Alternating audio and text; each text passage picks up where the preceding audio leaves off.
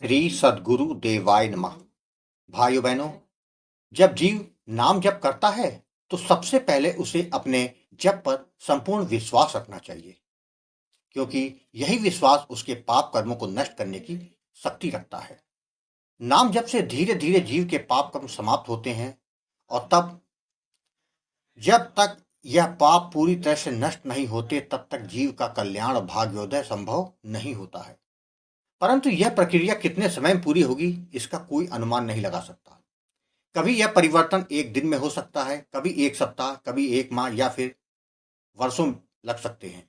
जीव के लिए आवश्यक है कि वह नाम जप को पूरी श्रद्धा और धैर्य के साथ करता रहे, क्योंकि सच्चा परिणाम तभी मिलता है जब जप आपका भावपूर्ण और निरंतर हो। नाम में पूरी श्रद्धा रखते हुए जब जीव जप करता है तब राधा रानी की कृपा उसे स्वतः प्राप्त हो जाती है। किंतु बहुत से लोग अधीर होते हैं और तुरंत फल की अपेक्षा रखते हैं। वे चाहते हैं कि नाम जप का असर तुरंत दिखाई दे। भाई मेरे, वास्तव में नाम जप से ही प्रारब्ध का नाश संभव होता है, अन्यथा प्रारब्ध बिना भोगे समाप्त नहीं होता। इस धरती पर जन्म लेकर कोई भी प्रारब्ध से अछूता नहीं है, चाहे देवता हो, संत हो, भक्त हो या एक सामान्य मानव। सभी को अपने अपने कर्मों का फल भोगना ही पड़ता है। हमारे यहाँ जन्म लेने का अर्थ है कि हमारे पास कुछ ना कुछ प्रारब्ध अवश्य है, चाहे वे पाप कर्म हो या पुण्य कर्म या दोनों। निरंतर और सच्ची भावना से किए गए नाम जप के परिणाम स्वरूप जो आंतरिक परिवर्तन आता है उसकी कल्पना भी आप नहीं कर सकते। इसलिए अपने नाम जप को नित्य कर्म बनाइए, उस पर पूरा भरोसा रखिए और धैर्यपूर्वक उस दिन की प्रतीक्षा कीजिए जब आपके जीवन में चमत्कारी परिवर्तन आएगा और राधा रानी की कृपा से आपका कल्याण होगा। आज जो कथा यह दास सुनाने जा रहा है वह पश्चिम बंगाल के रहने वाले संपत जी ने सुनाई है, जिसको सुनकर आप भी नाम जप के महत्व को समझ जाएंगे। आज वही कथा यह दास आपको सुनाने जा रहा है। इस कथा को पूरा जानने के लिए इस वीडियो को आखिर तक अवश्य देखिएगा। इसके साथ ही यदि आप राम नाम के प्रताप से जुड़ी सत्य कथा का आनंद लेना चाहते हैं तो हमारे दूसरे चैनल गोकुल भवन अयोध्या को जरूर देखें। संपत जी ने पश्चिम बंगाल में रहने वाले राधा नाम के प्रेमी भक्त की कथा सुनाई।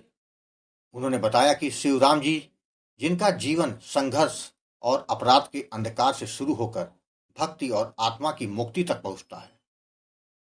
शिवराम का जन्म एक साधारण परिवार में हुआ था, पर उनका बचपन सही संगति में नहीं बीता। स्कूल जाने की उम्र में ही उन्होंने पढ़ाई छोड़ दी और गांव के आवारा लोगों के साथ मेलजोल बढ़ा लिया। उनकी दिनचर्या अब शराब, गांजा जैसी बुरी आदतों में फंस चुकी थी। जब घर से पैसे नहीं मिलते तो चोरी और राहजनी करने से भी वो पीछे नहीं हटते थे। उनके माता पिता ने कई बार उन्हें समझाने की कोशिश की, लेकिन उनके प्रयास सब विफल रहे। धीरे धीरे पूरे गांव में उनकी एक खलनायक के रूप में पहचान बन चुकी थी। समय के साथ शिवराम विवाह योग्य हो गए, लेकिन उनकी बदनाम छवि के कारण कोई भी परिवार उनसे अपनी बेटी का विवाह करने के लिए तैयार नहीं था। बड़ी मुश्किल से उनके माता पिता ने राधा नामक एक सच्चरित्र लड़की का से उनका विवाह करवा दिया।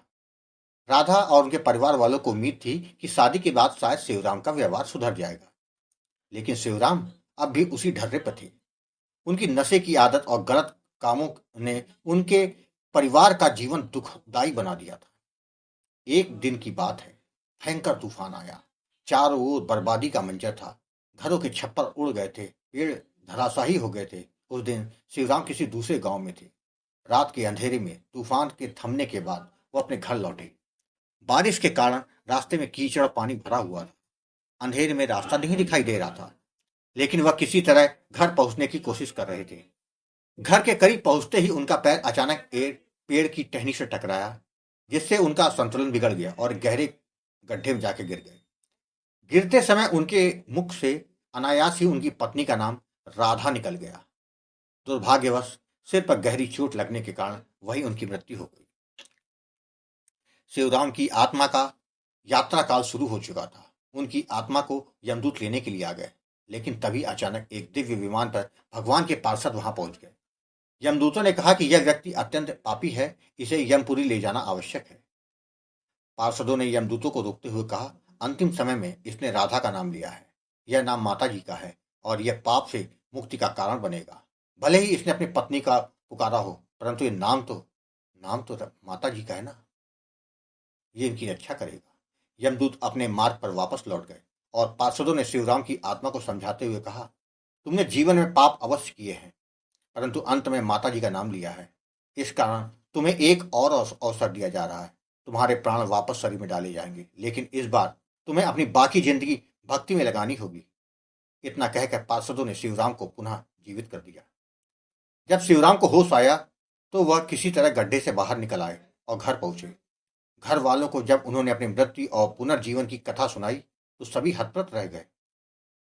शिवराम को अब यह एहसास हो गया था कि उन्हें भगवान ने एक मौका दिया है।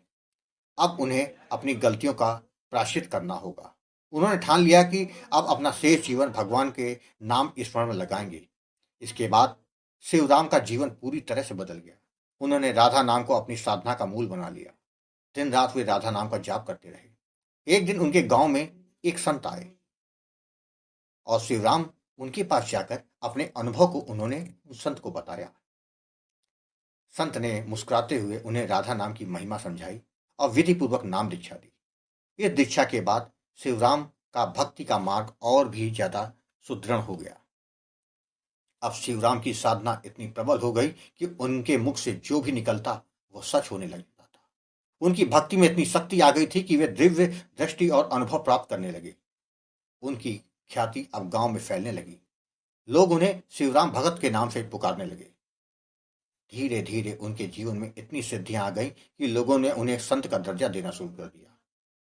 इस प्रकार भक्ति का मार्ग पर चलते चलते शिवराम भगत 95 वर्ष की आयु तक पहुंच गए।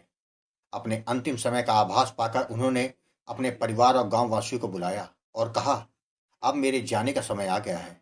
मेरे बाद भी राधा का नाम स्मरण करते रहना आप लोग। यह नाम सभी पाप से आपको मुक्ति दिला देगा। देवी देवता मुझको लेने आ रहे हैं। विमान तैयार है।